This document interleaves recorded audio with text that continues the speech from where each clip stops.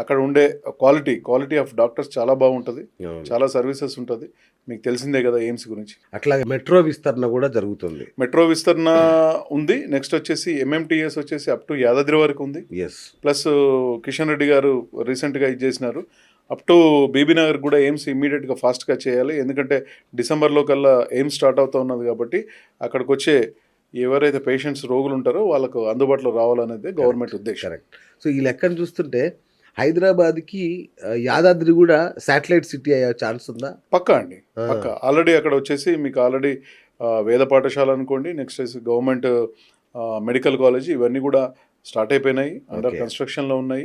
డెఫినెట్గా satellite city అవుతుంది. At the same time ఒక ఆధ్యాత్మికమైన కేంద్రం కూడా అండి. సో ఒక రకంగా ఆధ్యాత్మికంగా ఈ దారిలో టూరిజము ఉంటుంది, మళ్ళీ అన్ని రకాలకు కూడా మనకి బాగా ఉపయోగపడే ప్లేస్. సో ఇప్పుడు మీరు అన్నట్టు మనం చూసాం వెస్ట్లో అయితే ఇప్పుడు గజం కూడా ఎక్కడ దొరకదు, అసలు కొనలేము మనం.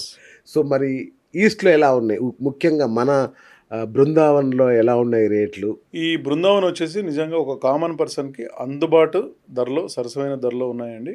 మనం ఇలా సూట్ కాస్ట్ వచ్చేసి 500 SFT 36 లక్షలు అమ్ముతా ఉన్నాము. దాంట్లో 27-28 lakhs వరకు బ్యాంక్ లోన్ వస్తుంది. అదే 800 SFT కనుక తీసుకుంటే 2 bedroom 57 lakhs ఉంది. అది అప్ టు 40 lakhs కూడా మనకు బ్యాంక్ లోన్ వస్తుంది. అంటే ఐటీ పీపుల్ అనుకోండి, గవర్నమెంట్ పీపుల్ అనుకోండి, కార్పొరేట్స్ అనుకోండి, ఒక కామన్ పర్సన్ ఎవరైనా ఐటీఆర్ లేని వ్యక్తి కూడా మనం లోన్ చేపిస్తామండి. దానిలో నేను ఒకరిని ఇప్పుడు యాక్చువల్గా నేను కొనుక్కున్నాను మీ దాంట్లో.